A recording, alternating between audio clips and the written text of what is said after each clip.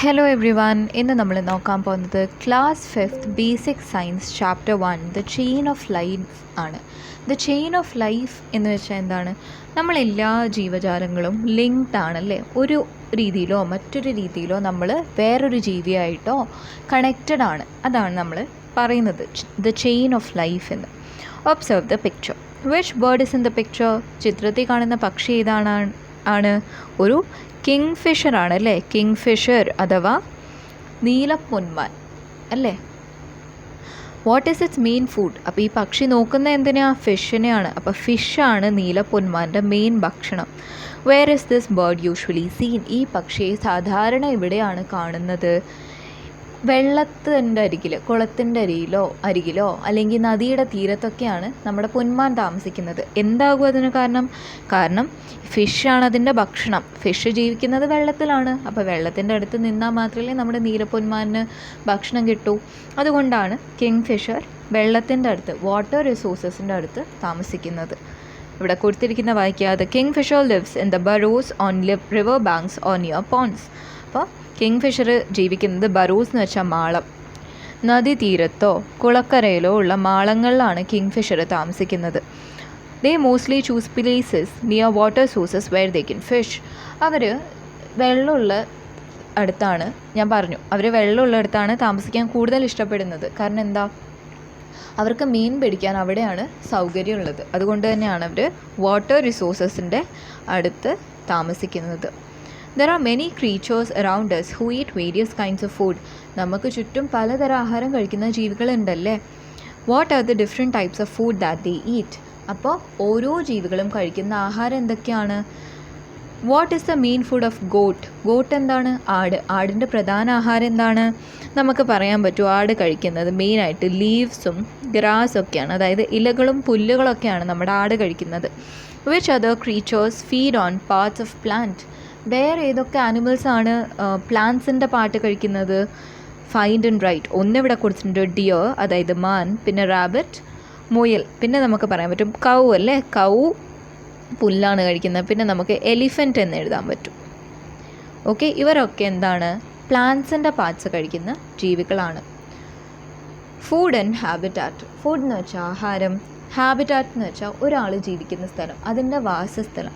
താഴെ കൊടുത്തിരിക്കുന്ന പിക്ചർ നോക്കുക. നിങ്ങൾക്ക് എന്തൊക്കെ കാണാൻ പറ്റും? ഇവിടെ ഒരു തുമ്പിയുണ്ട്. തുമ്പി ഇംഗ്ലീഷിൽ നമ്മൾ വിളിക്കുന്ന പേരാണ് ഡ്രാഗൺ ഫ്ലൈ. ഓക്കെ, പിന്നെന്താ? ഇവിടെ ഒരു കാക്കയുണ്ട്. കാക്ക എന്ന് വെച്ചാൽ ക്രോ. ഇതൊരു കൊക്കാണ്. കൊക്കിനെ നമ്മൾ ക്രെയിൻ എന്ന് വിളിക്കും. ഇതെന്താ? ഒച്ച്. ഒച്ചിനെ നമ്മൾ സ്നെയിൽ എന്ന് വിളിക്കും. ഇവിടെ ഒരു സ്നേക്ക് ഉണ്ട്, അതാരും ശ്രദ്ധിക്കാണ്ട് പോയരുത്. സ്നേക്ക് ഉണ്ട്. പിന്നെ ഇവിടെ ഒരു ഫ്രോഗ് ഉണ്ട്. ഇവിടെ ഒരു ഗ്രാസ് ഹോപ്പർ, പച്ചത്തുള്ളനുണ്ടല്ലേ, ഗ്രാസ് ഹോപ്പർ ഉണ്ട്. പിന്നെന്താ ഉള്ളത്? ഇവിടെ ഒരു ഞണ്ടുണ്ട്, ക്രാബ് ഉണ്ട്. ഇവിടെ ഒരു സ്മോൾ ഫിഷ് ഉണ്ട്. പിന്നെ ആരാ ഉള്ളത്? അവസാനമായിട്ടൊരു സീ ടോട്ടിൽ അല്ലെങ്കിൽ ആമയുണ്ട് അല്ലേ, കടലാമയുണ്ട്. ഓക്കെ, അപ്പോൾ ഇത്ര ജീവികളെയാണ് നമുക്ക് കാണാൻ പറ്റുന്നത്. Write down the creatures seen in the pictures. നമ്മൾ എഴുതി കഴിഞ്ഞു, എല്ലാവരുടെയും പേര് നമ്മൾ എഴുതി കഴിഞ്ഞു. Which of these creatures feed on plants? ഇത് പ്ലാന്റ്സ് കഴിക്കുന്നത് ആരൊക്കെയാണ്? സ്മോൾ ഫിഷസ് കടലിനടിയിലുള്ള, വെള്ളത്തിനടിയിലുള്ള പ്ലാന്റ്സാണ് കഴിക്കുന്നത്. അതുപോലെ തന്നെ ഗ്രാസ് ഹോപ്പർ പ്ലാന്റ്സ് ആണ് കഴിക്കുന്നത്. അതുപോലെ തന്നെ പ്ലാന്റ്സും ലീവ്സൊക്കെ കഴിക്കുന്ന വേറൊരു ജീവിയാണ് സ്നെയിൽ. ഓക്കെ, ഒച്ച്. Which creatures feed on small fishes? ഈ കൂട്ടത്തിൽ കുഞ്ഞു മീനുകളെ കഴിക്കുന്ന ആരൊക്കെയാണ്? കൊക്കുണ്ട്, പിന്നെ കാക്കയുണ്ട്. ഇവരൊക്കെ കുഞ്ഞു മീനുകളെയാണ് കഴിക്കുന്നത്. അപ്പോൾ നമുക്ക് എഴുതാം ക്രെയിൻ എന്ന് എഴുതാം, നമുക്ക് ക്രോ എന്ന് എഴുതാം. Okay, every creature in the picture feeds on some other organism അല്ലേ. ചിത്രത്തിലുള്ള ഓരോ ജീവിയും മറ്റൊരു ജീവിയാണ് ആഹാരമാക്കുന്നത്. Small fishes feed on plants. കുഞ്ഞു മീനുകൾ പ്ലാന്റ്സ്, സസ്യങ്ങളെയാണ് ആഹാരമാക്കുന്നത്. Large fishes feed on small fishes. വലിയ മീനുകൾ ചെറിയ മീനുകളെ ആഹാരമാക്കുന്നു. Cranes feed on fishes. കൊക്കുകൾ മീനുകളെ ആഹാരമാക്കുന്നു. Complete the illustration by adding other creatures in the field. അപ്പോൾ ബാക്കിയുള്ള ക്രീച്ചേഴ്സിനെ ആഡ് ചെയ്തിട്ട് ഈ ഒരു ഇത് ഇലിസ്ട്രേഷൻ കംപ്ലീറ്റ് ചെയ്യാനാണ് പറയുന്നത്. ഓക്കെ, ഈ ഒരു ചിത്രീകരണം. അപ്പോൾ സ്മോൾ ഫിഷ് അവിടെ ഉണ്ട്. പിന്നെ വേം കൊടുത്തിട്ടുണ്ട്, പ്ലാന്റ് കഴിക്കുന്ന സ്മോൾ ഫിഷ് ഉണ്ട്, വേം ഉണ്ട്. നമ്മൾ പറഞ്ഞു സ്നെയിൽ കൂടെ കഴിക്കും. അപ്പോൾ സ്നെയിൽ എന്ന് എഴുതാം. പിന്നെ എന്താ? സ്മോൾ ഫിഷിനെ ലാർജ് ഫിഷ് കഴിക്കുന്നു, ലാർജ് ഫിഷിനെ ക്രെയിൻ കഴിക്കുന്നു. സ്മോൾ ഫിഷിനെ ഫ്രോഗ് കഴിക്കുന്നു, ഫ്രോഗിനെയും ക്രെയിൻ കഴിക്കുന്നു, കൊക്ക് കഴിക്കുന്നു. പ്ലാന്റിനെ സ്നെയിൽ കഴിക്കുന്നു, അതവിടെ തീർന്നു. പ്ലാന്റിനെ വേം കഴിക്കുന്നു, വേമിനെ കഴിക്കുന്ന വേറൊരാൾ ആരാണ്? ഫ്രോഗൊക്കെ കഴിക്കും അല്ലേ. വേമിനെ നമുക്ക് ഫ്രോഗ് കഴിക്കുന്ന എഴുതാം. Linked together, deer, rabbit and grasshopper are plant eating creatures. അപ്പോൾ നമ്മൾ പറഞ്ഞു മാൻ, മുയൽ, പച്ചത്തുള്ളൻ എന്നിവ ഒക്കെ സസ്യം കഴിക്കുന്ന ജീവികളാണ്. Complete the food relationship by adding other creatures that feed on them. ബാക്കി ഇനി വേറെ പ്ലാന്റ്സ് കഴിക്കുന്ന ആനിമൽസിനെ ആഡ് ചെയ്യാനാണ് പറയുന്നത്. പ്ലാന്റിനെ മാൻ കഴിക്കുന്നു, മാനിനെ ആര് കഴിക്കും? മാനിനെ നമുക്ക് പറയാം കടുവ കഴിക്കും, ടൈഗർ കഴിക്കുന്നു. പ്ലാന്റിനെ റാബിറ്റ് കഴിക്കുന്നു, റാബിറ്റിനെ ആര് കഴിക്കുന്നു? കുറുക്കൻ കഴിക്കുന്നു പറയാം, ഫോക്സ് കഴിക്കുന്നു. പ്ലാന്റിനെ ഗ്രാസ് ഹോപ്പർ കഴിക്കുന്നു, ഗ്രാസ് ഹോപ്പറിനെ ആര് കഴിക്കും? ഗ്രാസ് ഹോപ്പറിനെ ഫ്രോഗൊക്കെ കഴിക്കും, അല്ലെങ്കിൽ പൂച്ചയൊക്കെ കഴിക്കും, ക്യാറ്റ് കഴിക്കും അല്ലേ. വീട്ടിൽ നിന്ന് കണ്ടിട്ടുണ്ടാകും പച്ചത്തുള്ളിനെ പൂച്ചയൊക്കെ പിടിച്ച് കഴിക്കുന്നത്. Present the completed food relationship in the class. Okay, അത് വിടാം.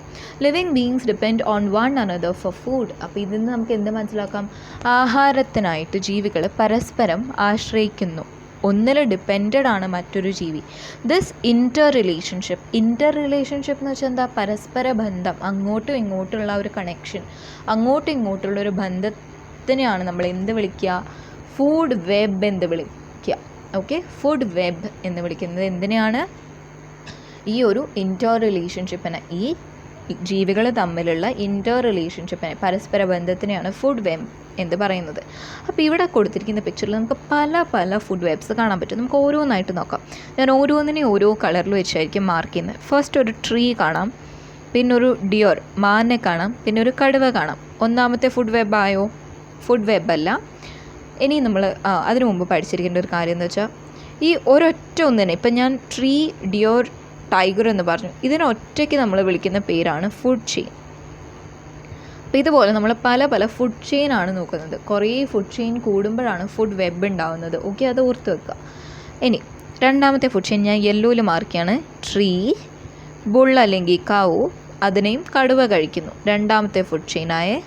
മൂന്നാമത്തെ ഫുഡ് ചെയിൻ ഓറഞ്ചിൽ മാർക്കാണ്. നെല്ല് അല്ലെങ്കിൽ paddy, grasshopper, bird, fox, vulture, കഴുകൻ. ഓക്കെ, മൂന്നാമത്തെ ഫുഡ് വെബായി.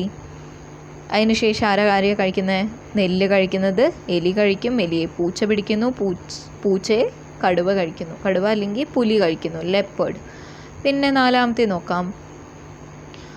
നെല്ല് ഗ്രാസ് ഹോപ്പർ കഴിക്കുന്നു, ഗ്രാസ് ഹോപ്പറിനെ കുരങ്ങൻ കഴിക്കുന്നു, മങ്കി കഴിക്കുന്നു, മങ്കിയെ വീണ്ടും പുലി പിടിക്കുന്നു. നെക്സ്റ്റ് നോക്കുക, ഗ്രീനിൽ മാർക്കാണ് ഞാൻ. നെല്ല്, അതിനെ മാൻ കഴിക്കുന്നു, മാനിനെ പുലി കഴിക്കുന്നു. അപ്പോൾ നമ്മൾ ടോട്ടൽ എത്ര ഫുഡ് വെബ് ഇവിടെ കണ്ടു? 1 2 3 4 5 6 ടോട്ടൽ 6 ഫുഡ് ചെയിൻ ആണ് നമ്മൾ കണ്ടിരിക്കുന്നത്. ഈ 6 ഫുഡ് ചെയിൻ കൂടിയിട്ട് എന്തായി മാറി? ഒരു ഫുഡ് വെബായി മാറി. കൂടിയിട്ട് എന്തായി മാറി? ഒരു ഫുഡ് വെബായിട്ട് മാറി. ഓക്കെ, ഈ കാര്യം മനസ്സിലായോ? ഇനി മുമ്പോട്ട് പോവാം. കോ എക്സിസ്റ്റൻസ് അറ്റ് ദ സീ. അപ്പോൾ കരയിൽ മാത്രമല്ല, കടലിലും പല പല രീതിയിലുള്ള കണക്ഷൻസ് നമ്മൾ കാണാൻ പറ്റും, ആഹാരബന്ധങ്ങൾ നമുക്ക് കാണാൻ പറ്റും. നമുക്ക് നോക്കാം. ഷാർക്ക് എന്ന് വെച്ചാൽ എന്താ? സ്രാവ്. സാർഡീൻ എന്ന് വെച്ചാൽ മത്തി. സ്മോൾ ഫിഷസ് എന്ന് വെച്ചാൽ ചെറിയ മീനുകൾ. സീ ടേർട്ടിൽ എന്ന് വെച്ചാൽ കടലാമ. പ്ലാങ്ക്ടൺ എന്ന് വെച്ചാൽ പ്ലവകങ്ങൾ. ഇനി പ്ലാങ്ക്ടൺ എന്താണെന്ന് വെച്ചാൽ, plankton are small plants that flow freely in water bodies. അപ്പോൾ വെള്ളത്തിൽ ഇങ്ങനെ പൊങ്ങി ഫ്രീ ആയിട്ട് നടക്കുന്ന കുറച്ച് പ്ലാന്റ്സിനെയാണ് നമ്മൾ പ്ലാങ്ക്ടൺ എന്ന് വിളിക്കുന്നത്.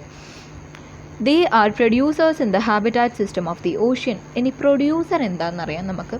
നമ്മൾ നേരത്തെ പറഞ്ഞു പ്ലാന്റിനെ മാൻ കഴിക്കുന്നു, മാനിനെ കടുവ കഴിക്കുന്നു. അപ്പോൾ പ്ലാന്റ് എന്തിനാണ് കഴിക്കുന്നത്? അങ്ങനത്തെ ഡൗട്ടൊക്കെ വരും. പക്ഷേ നമ്മൾ ഇത്ര വരെ കണ്ട എല്ലാ ഫുഡ് വെബിലായാലും ഫുഡ് ചെയിനിലായാലും തുടക്കക്കാരനാരായിരുന്നു? പ്ലാന്റ് ആണല്ലേ. പ്ലാന്റിനെ ആരെങ്കിലും കഴിക്കുന്നു, ആരെങ്കിലും വേറെ ആരെങ്കിലും കഴിക്കുന്നു. അപ്പോൾ പ്ലാന്റ് ആരാണ്? പ്രൊഡ്യൂസറാണ്. അപ്പോൾ കടലിലെ പ്ലാന്റ് ആരാണ്? പ്ലാങ്ക്ടൺ ആണ്. അതുകൊണ്ട് കടലിലെ പ്രൊഡ്യൂസർ ആരാണ്? പ്ലാങ്ക്ടൺ ആണ്. ഓക്കെ, ഇനി നമുക്ക് നോക്കാം. ഈ ടേബിൾ നോക്കുക. ഓർഗാനിസം. ഷാർക്ക് ആരൊക്കെയാണ് കഴിക്കുന്നത്? സ്ക്വിഡിനെ കഴിക്കുന്നു. സ്ക്വിഡ് എന്ന് വെച്ചാൽ കണവ. ഫിഷസ് എന്ന് വെച്ചാൽ ചെറിയ മീനുകൾ. പിന്നെ സീ ടേർട്ടിൽ എന്ന് വെച്ചാൽ കടലാമ. സാർഡീൻ ഞാൻ പറഞ്ഞു മത്തിയാണ്. മത്തി കഴിക്കുന്നത് കുഞ്ഞു മീനുകളെയും പ്ലാങ്ക്ടണെയും ആണ്. സീ ടേർട്ടിൽ കടലാമ കഴിക്കുന്നത് പ്ലാന്റ് പാർട്സിനെയും ഫിഷസിനെയുമാണ്. സ്മോൾ ഫിഷസ് കഴിക്കുന്നത് പ്ലാങ്ക്ടൺ ആണ്. Okay, so many food relationship. അപ്പോൾ നിങ്ങളോട് ഇവിടെ പറയുന്നത് വെച്ചാൽ നിങ്ങളുടെ വീട്ടിനടുത്തുള്ളൊരു മരം നിരീക്ഷിക്കുക, ആ കുറച്ച് ദിവസം തുടർച്ചയായിട്ട് നിരീക്ഷിക്കുക, എന്നിട്ട് മരത്തിൽ നിങ്ങൾ കാണുന്ന ജീവികളെ ഉൾപ്പെടുത്തിയിട്ടൊരു ഫുഡ് വെബ് ഉണ്ടാക്കാനാണ് പറയുന്നത്. ഓക്കെ, ഇനി ഫോർ സർവൈവൽ എന്ന് വെച്ചാൽ എന്താ, നിലനിൽപ്പിനായിട്ട്. അപ്പോൾ നമുക്കിവിടെ ആരൊക്കെയോ കാണാം. ഡ്രാഗൺ ഫ്ലൈനെ കാണാം, ക്രെയിനിനെ കാണാം, ഒരു ഡക്ലിങ്ങും ഉണ്ട്, താറാക്കുഞ്ഞും, പിന്നെ ഒരു ടേർട്ടിലുണ്ട്, വീണ്ടും ഒരു ഡ്രാഗൺ ഫ്ലൈ, ഒരു ഫ്രോഗ് ഉണ്ട്, ഫിഷ് ഉണ്ട്, ക്രാബ് ഉണ്ട്, സ്നെയിൽ ഉണ്ട്, ഗ്രാസ് ഹോപ്പർ ഉണ്ട്. ഓക്കെ, പല രീതിയിലുള്ള ആനിമൽസിനെ നമുക്കിവിടെ കാണാൻ പറ്റും. Do you see the fish in the pool? കുളത്തിലെ മത്സ്യത്തെ കണ്ടല്ലോ. What components does the fish need to survive? മത്സ്യത്തിന് നിലനിൽക്കാൻ എന്തൊക്കെ ഘടകങ്ങളാണ് ആവശ്യം? സൺലൈറ്റ് വേണം എന്നറിയാം, സൂര്യപ്രകാശം എല്ലാവർക്കും ആവശ്യമുണ്ട്. അക്വാറ്റിക് പ്ലാന്റ്സ് എന്തിനാണ് ആവശ്യം? മത്സ്യത്തിൻ്റെ ഭക്ഷണമാണ് അക്വാറ്റിക് പ്ലാന്റ്സ്. പിന്നെന്താ മത്സ്യത്തിന് ആവശ്യം? ഓക്സിജൻ ആവശ്യമാണല്ലേ, ഓക്സിജൻ ആവശ്യമാണെന്ന് നമുക്ക് പറയാൻ പറ്റും. Don't you think other organisms in the pond also need these components to survive? കുളത്തിലെ മറ്റ് ജീവികൾക്കും നിലനിൽക്കാൻ വേണ്ടിയിട്ട് ഈ ഘടകങ്ങൾ ആവശ്യമില്ലേ? ഉണ്ടല്ലേ. Categorise and list the components of the pond. അപ്പം നമുക്കിനി പോണ്ടിലുള്ള ലിവിങ് തിങ്സിനെയും നോൺ ലിവിങ് തിങ്സിനെയും മാറ്റി എഴുതാം. ലിവിങ് തിങ്സ് എന്ന് വെച്ചാൽ ജീവനുള്ള വസ്തുക്കൾ, നോൺ ലിവിങ് തിങ്സ് എന്ന് വെച്ചാൽ ജീവനില്ലാത്ത വസ്തുക്കൾ. അപ്പോൾ നമുക്ക് എക്സാമ്പിൾ പറയുമ്പോൾ നമ്മൾ എന്താ ഉദ്ദേശിക്കുന്നത് മനസ്സിലാക്കാൻ പറ്റും. നിങ്ങൾ മുകളിലുള്ള പിക്ചർ നോക്കിക്കഴിഞ്ഞാൽ നിങ്ങൾക്ക് ലിവിങ് തിങ്സ് ആയിട്ട് മുകളിൽ കൊടുത്ത പിക്ചറിൽ ഒരു ഡക്കിനെ കാണാം, നിങ്ങൾക്ക് ക്രെയിനിനെ കാണാം, നിങ്ങൾക്ക് ഫ്രോഗിനെ കാണാം, പിന്നെ സ്നെയിൽ കാണാം, പിന്നെ ആരെയോ കാണുന്നത്, ഡ്രാഗൺ ഫ്ലൈ കാണാം, ഗ്രാസ് ഹോപ്പർ കാണാം, ഫിഷസ് കാണാം, പിന്നെ ക്രാബ് കാണാം അല്ലേ. ഇങ്ങനെ കുറേ ആൾക്കാരെ നമുക്ക് ലിവിങ് ആയിട്ട് ജീവനുള്ളവയെ കാണാൻ പറ്റും. പിന്നെ പ്ലാന്റ് ലിവിങ് ആണോ നോൺ ലിവിങ് ആണോ? പ്ലാന്റും ലിവിങ് ആണ് കേട്ടോ, പ്ലാന്റും ഇവിടെ കാണാം. നോൺ ലിവിങ്ങിൽ നമുക്ക് പറയാം റോക്ക് കാണാം, സാൻഡ് അല്ലെങ്കിൽ പൂഴി, അല്ലെങ്കിൽ മഡ്, അല്ലെങ്കിൽ ക്ലേ, ചെളിയൊക്കെ കാണാം. പിന്നെ നമുക്ക് എന്താ കാണാൻ പറ്റുക നോൺ ലിവിങ് ആയിട്ട്? വാട്ടർ കാണാം, വെള്ളത്തിലോട്ട് സൂര്യപ്രകാശം അടിക്കുന്നുണ്ട്, സൺലൈറ്റും ജീവനില്ലാത്ത നോൺ ലിവിങ് ആണ്, സൺലൈറ്റും നമുക്ക് കാണാൻ പറ്റും.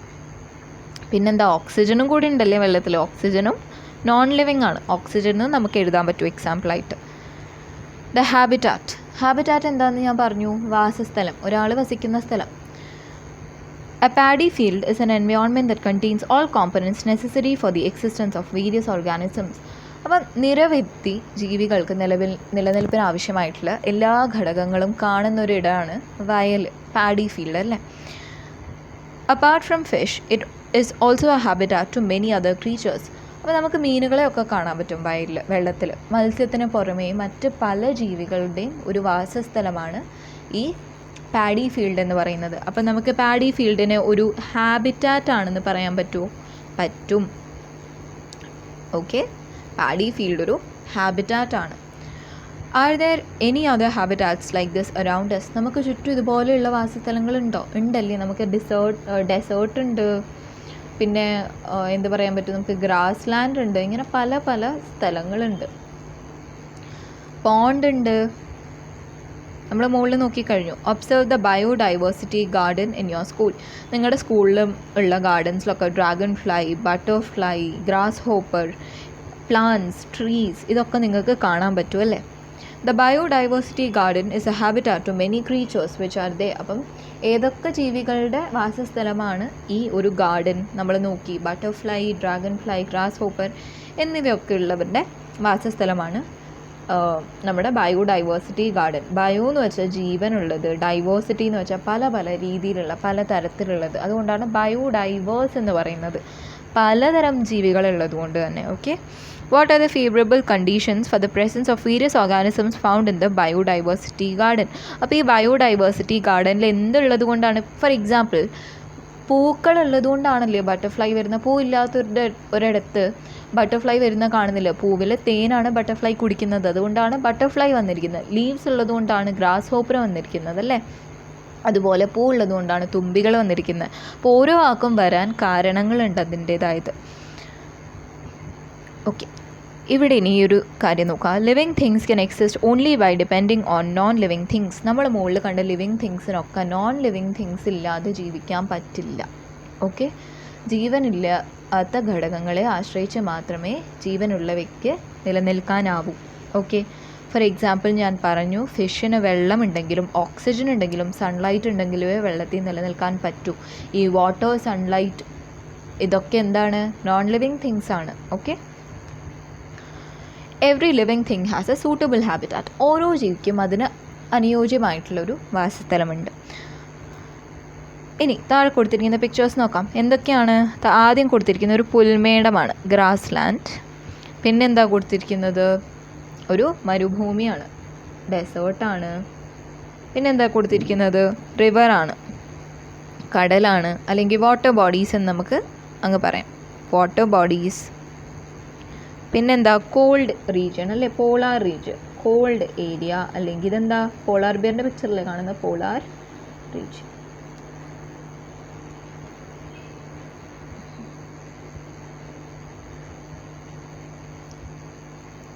അടുത്തതാണ് food card. The food cards of 2 creatures are shown in the picture. അപ്പോൾ താഴെ 2 ആനിമൽസിൻ്റെ ഫുഡ് കാർഡാണ് കൊടുത്തിരിക്കുന്നത്. ആദ്യത്തെ ആളാരാ? ക്രോ കഴിക്കുന്ന ഫുഡൊക്കെയാണ് ഇവിടെ കൊടുക്കുന്നത്. Small creatures, fruits, grains, food waste remains of dead organism. അതായത് ചെറിയ ജീവികൾ, പഴങ്ങൾ, ധാന്യങ്ങൾ, ഭക്ഷണാവശിഷ്ടങ്ങൾ, നമ്മൾ കൊണ്ട് കളയുന്ന സാധനങ്ങളൊക്കെ കാക്കയാണ് കഴിച്ച് വൃത്തിയാക്കുന്നത് അല്ലേ.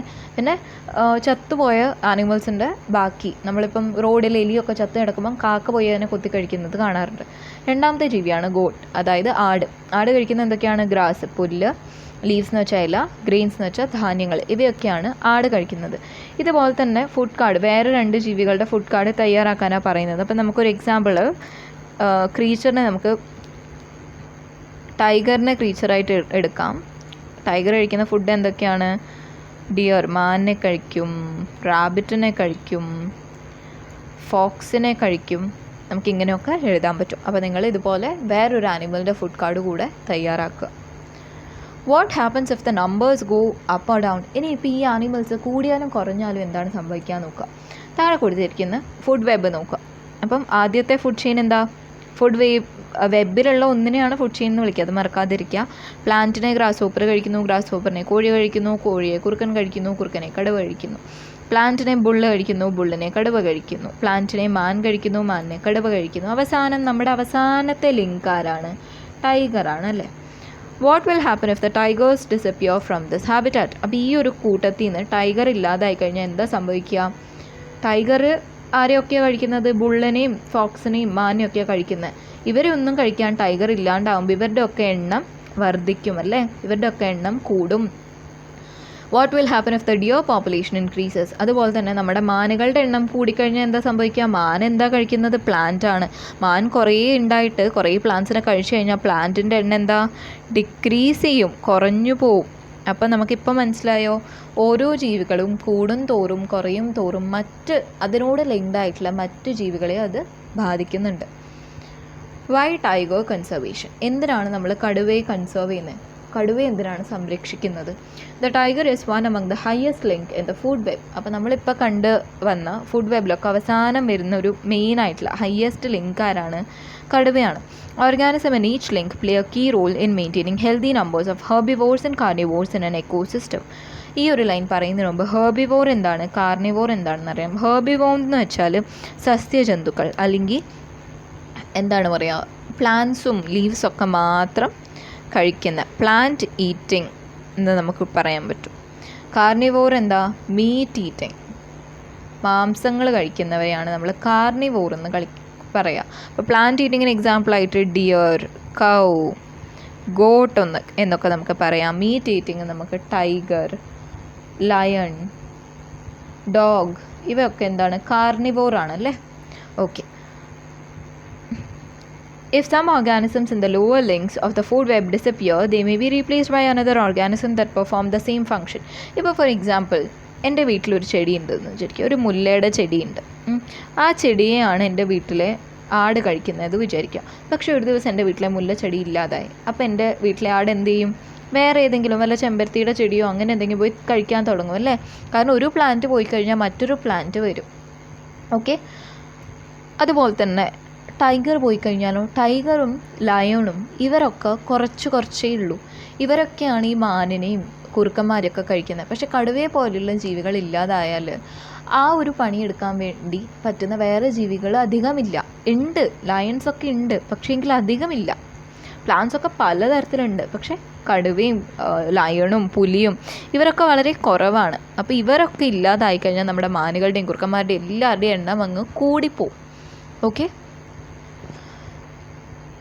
therefore conservation of high ranking organism like tiger is a priority. ഇതൊക്കെ കൊണ്ടാണ് കടുവയെ സംരക്ഷിക്കുന്നത് വലിയൊരു പ്രാധാന്യമുള്ള കാര്യമായിട്ട് മാറുന്നത്. By conserving tigers the larger habitat is being conserved.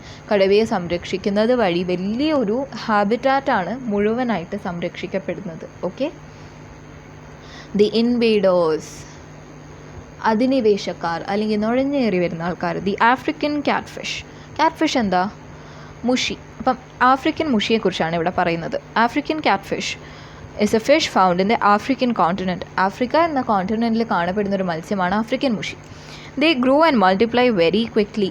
ഇവരൊക്കെ പെട്ടെന്ന് വളർന്ന് പെരുകും, പെട്ടെന്ന് വളർന്ന് മൾട്ടിപ്ലൈ ആയിട്ട് കൂടുതലാവും. They are found in as an invasive fish in some water bodies. Invasive എന്ന് വെച്ചാൽ വലിഞ്ഞു കയറി വന്ന് കൂടുതൽ പെരുകുന്ന ഒരു തരം ആൾക്കാർ. അപ്പോൾ കേരളത്തിലെ കുറച്ച് ജലാശയങ്ങളിൽ ഈ അധിനിവേശ മത്സ്യമായ ആഫ്രിക്കൻ മുഷിയെ കാണപ്പെടുന്നുണ്ട്. The African catfish feeds on native fish in the water bodies. അപ്പോൾ ഈ ആഫ്രിക്കൻ മുഷി എന്തിനാണ് കഴിക്കുന്നത്? നമ്മുടെ കടലിലുള്ള കുഞ്ഞു മീനുകളെയാണ് കഴിക്കുന്നത്.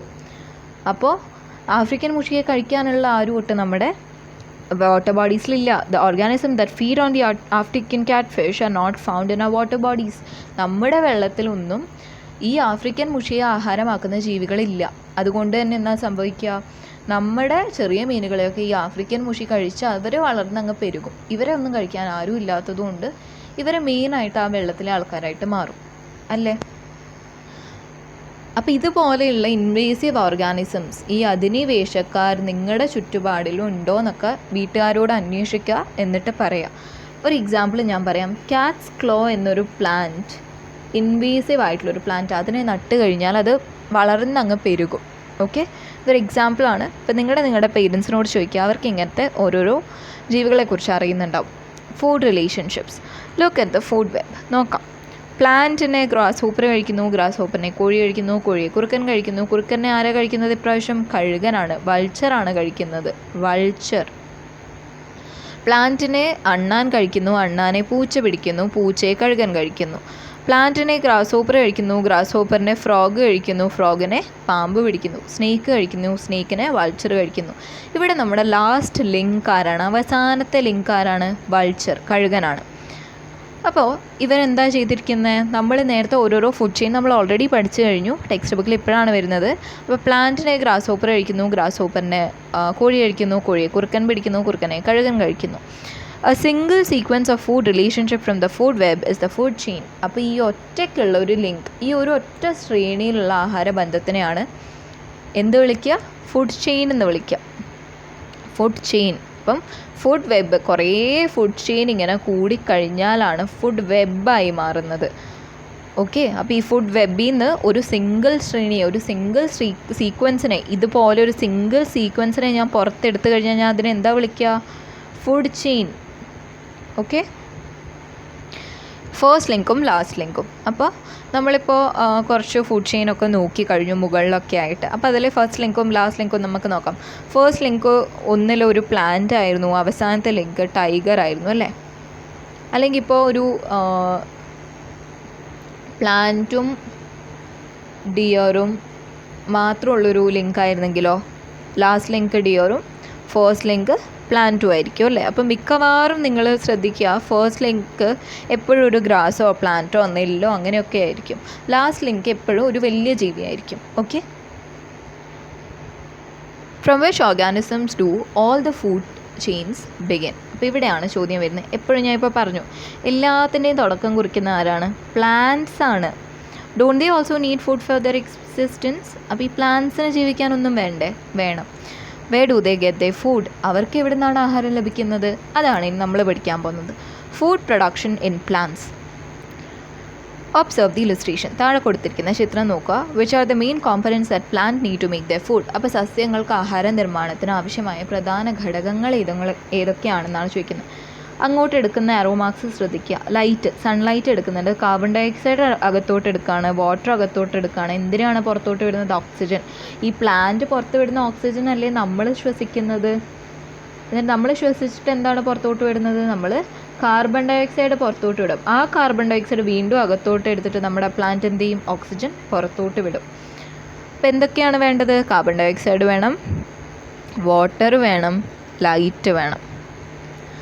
അപ്പോൾ ഈ ഫുഡ് ഉണ്ടാക്കുന്ന പരിപാടിയെ വിളിക്കുന്ന പേരാണ് photosynthesis. Plants make food using carbon dioxide and water. Plants ഭക്ഷണം ഉണ്ടാക്കുന്നത് കാർബൺ ഡൈ ഓക്സൈഡും വെള്ളവും ഉപയോഗിച്ചിട്ടാണ്. For this they use the energy from sunlight. ഈ ഭക്ഷണം ഉണ്ടാക്കാനുള്ള എനർജി എവിടെ നിന്നാണ് കിട്ടുന്നത്? സൂര്യപ്രകാശത്തിൽ നിന്ന്. So this activity is called photosynthesis. ഈ ഒരു ആക്ടിവിറ്റിയാണ് ഫോട്ടോസിന്തസിസ് എന്ന് പറയുന്നത്. Okay. Chlorophyll is A pigment in the leaves that helps plants to produce food. ഇനി ഇതൊന്നും കൂടാണ്ട് ഈ ഇലകൾക്ക് പച്ച നിറം നൽകുന്ന പിഗ്മെൻറ്റ്, നിറത്തിനെ വിളിക്കുന്ന പേരാണ് ക്ലോറോഫിൽ. അപ്പം ഫോട്ടോസിന്തസിസിന് ഹെൽപ്പ് ചെയ്യുന്നൊരു വ്യക്തിയാണ് ആര്? ക്ലോറോഫില്ലും കൂടെ. Oxygen is also produced as a result of this activity. നമ്മൾ കണ്ടു, ഇതൊക്കെ ചെയ്തിട്ട് പുറത്തോട്ട് ആരെയാണ് നമ്മുടെ പ്ലാന്റ് വിടുന്നത്? ഓക്സിജനെയാണ് പുറത്തോട്ട് വിടുന്നത്. Source of energy. You have seen that sunlight is necessary for food production in plants. Through which part do plants mainly receive sunlight? അപ്പോൾ ഇവിടെ കൊടുത്തിരിക്കുന്ന പിക്ചറിൽ നിങ്ങൾക്ക് കാണാം, ചെടിയെ ദൂരെയാണ് നട്ടിരിക്കുന്നത്. സൺലൈറ്റ് അതിൻ്റെ ഇലകളിലോട്ടാണ് വീഴുന്നത് അല്ലേ? അപ്പോൾ ഈ ഇലകളിലോട്ട് the leaves of plants are arranged in such a way that they receive maximum sunlight. അപ്പോൾ ഓരോ ചെടിയുടെയും ഇലകളെ ഏത് രീതിയിലാണ് വെച്ചിരിക്കുന്നത്? അവർക്ക് ഏറ്റവും കൂടുതൽ സൺലൈറ്റ് ലഭിക്കുന്ന രീതിയിലാണ് ഓരോ ചെടിയുടെയും ഇലയെ വെച്ചിരിക്കുന്നത്. ഹെബിസ്കസിൻ്റെ ഇല നോക്കുക, ഇങ്ങനെ പുറത്തോട്ടാണ് നിൽക്കുന്നത്. തുളസിയുടെ ഇല കുറച്ചിങ്ങനെ അകത്തോട്ട് കോടി കുഞ്ഞു കുഞ്ഞു ഇലകളാണ്. പിന്നെ ഈ ഏഴിലം പാല, ബ്ലാക്ക് ബോർഡ് ട്രീൻ്റെത് ഇങ്ങനെ വലിയ ഇലയാണ്. അപ്പോൾ ഓരോ ചെടിക്കും അതിനാവശ്യമായിട്ടുള്ള സൺലൈറ്റ് എത്ര വേണോ ആ ഒരു രീതിയിലാണ് അതിൻ്റെ ഇലയുടെ ഷേപ്പ് ഉള്ളത്. ഇനിയിപ്പോൾ ഇവിടെ ഒരു ആക്ടിവിറ്റിയാണ്. ഹിബിസ്കസിൻ്റെ, ചെമ്പരത്തി ചെടിയുടെ ഇലകൾ പോലെയുള്ള മറ്റ് ചെടികളുടെ എക്സാമ്പിൾ എഴുതുക. തുളസി പോലെ ഇരിക്കുന്ന മറ്റ് ഇലകളുടെ എക്സാമ്പിൾസ് എഴുതുക. ഏഴിലം പാല പോലെയുള്ള എക്സാമ്പിൾസ് എഴുതുക. Okay. Behind the leafy green. അപ്പോൾ ഇനി നോക്കുക, സ്പിനച്ചിൻ്റെ ഒരു ചുവന്ന എന്താ പറയുക, ചീരയുടെ ഇല ഞാൻ പറിച്ചിട്ട് എന്താണ് അതിൻ്റെ കളറ്? റെഡ് ആയിരിക്കും. അത് ഞാൻ പിടിച്ച് ഒരു വെള്ള പേപ്പറിൽ കൊണ്ട് അരച്ച് കഴിഞ്ഞാൽ എനിക്ക് എന്താ നിറം കിട്ടുക? ഒരു റെഡിഷ് കളറാണ് വരിക. അതുപോലെ ഞാൻ നീം ലീവ്സ് എടുത്തു കഴിഞ്ഞാൽ എനിക്ക് എന്താ, നീം ലീവ്സിൻ്റെ കളർ എന്താ? ഡാർക്ക് ഗ്രീനാണ്. അത് ഉരച്ച് കഴിഞ്ഞാലും എനിക്കൊരു ഗ്രീൻ ഷെയ്ഡാണ് കിട്ടുക. ഫോർ എക്സാമ്പിൾ ഞാനൊരു ഹെന്നയുടെ ചെടി എടുത്തിട്ട് അതും ഗ്രീൻ കളറാണ് കാണാൻ, പക്ഷെ ഉരച്ച് കഴിഞ്ഞ് കഴിഞ്ഞാൽ എനിക്ക് ചിലപ്പോൾ ഒരു ബ്രൗണിഷ് ഷെയ്ഡായിരിക്കും പേപ്പറിൽ വരിക അല്ലേ? അപ്പോൾ ഇങ്ങനെ കുറച്ച് എക്സാമ്പിൾസ് എഴുതുക. Chlorophyll is the green pigment in leaves. നമ്മൾ മുകളിൽ പഠിച്ചു, ഇലകൾക്ക് പച്ച നിറം കൊടുക്കുന്നത് ആരാണ്? ക്ലോറോഫില്ലാണ്. Diversity in colour. അപ്പോൾ ക്ലോറോഫില്ല് മാത്രമേ ഉള്ളൂ. ബാക്കി നിറങ്ങൾ കൊടുക്കുന്നത് എന്താ? ഇലകൾ പല നിറത്തിലുണ്ട്. റെഡ് ഉണ്ട്, യെല്ലോ ഉണ്ട്, ഗ്രീൻ ഉണ്ട്, ഓറഞ്ച് ഉണ്ട്. അപ്പോൾ ഇതൊക്കെ കാരണക്കാരൻ ക്ലോറോഫിലാണോ? അല്ല. ഗ്രീൻ കളർ മാത്രം കൊടുക്കുന്നതാണ് ക്ലോറോഫിൽ. അതായത് ഗ്രീൻ കളർ കൊടുക്കുന്നത് ക്ലോറോഫില്ലാണ്. അതുപോലെ തന്നെ റെഡ് കളർ കൊടുക്കുന്ന ആളുടെ പേരാണ് ആന്തോസയാനിൻ. ഓറഞ്ച് കളർ കൊടുക്കുന്ന ആളുടെ പേരാണ് കരോട്ടീൻ. നമുക്ക് എങ്ങനെ ആലോചിക്കാം? ക്യാരറ്റ് അല്ലേ? ക്യാരറ്റ് ഓറഞ്ച് കളറാണ്. അപ്പോൾ ഓറഞ്ച് കരോട്ടിൻ. മഞ്ഞ കളർ കൊടുക്കുന്നത്, യെല്ലോ കളർ കൊടുക്കുന്ന ആരാണ്? Xanthophyll. Okay. Gaseous exchange in plants. അപ്പം ഗ്യാസ് എന്ന് വെച്ചാൽ എന്താ? വായു അല്ലെങ്കിൽ വാതക വിനിമയം. സസ്യങ്ങളിൽ എങ്ങനെയാണ് എക്സ്ചേഞ്ച്, അങ്ങോട്ടും ഇങ്ങോട്ടും ഗ്യാസ് അങ്ങോട്ടും ഇങ്ങോട്ടും കൊടുക്കുന്നതെന്നാണ് ചോദ്യം. അപ്പോൾ ഈ നമ്മുടെ ചുറ്റുപാടുള്ള ഗ്യാസസിൽ നമ്മൾ റെസ്പിറേഷന് വേണ്ടിയിട്ട്, ശ്വസനത്തിന് വേണ്ടിയിട്ട് യൂസ് ചെയ്യുന്നത് ആരെയാണ്? നമുക്കറിയാം, നമ്മൾ ഓക്സിജനാണ് യൂസ് ചെയ്യുന്നത്. പക്ഷേ ഓക്സിജൻ മാത്രമാണോ അന്തരീക്ഷത്തിലുള്ളത്? അല്ല. അന്തരീക്ഷത്തിൽ nitrogen, oxygen, carbon dioxide, argon and other gases ഉണ്ട്. അപ്പോൾ ഏറ്റവും കൂടുതൽ ആരാണ് ഉള്ളത്? ഈ പിക്ചർ നോക്കിയിട്ട് നൈട്രജനാണ് ഏറ്റവും കൂടുതലുള്ളത്. പിന്നെ ഏറ്റവും കൂടുതലുള്ളത് ഓക്സിജനാണ്. അതിനുശേഷം ആർഗൺ ആണ്. പിന്നെ കുറച്ച് വേറെ കുറേ ഗ്യാസസ് വന്നതിന് ശേഷം കുറച്ച് മാത്രമേ കാർബൺ ഡൈ ഓക്സൈഡ് ഉള്ളൂ. ഈ പിക്ചർ കണ്ടിട്ട് നമുക്ക് ആ കാര്യമാണ് മനസ്സിലാക്കാൻ പറ്റുന്നത്. Living things breathe to get energy.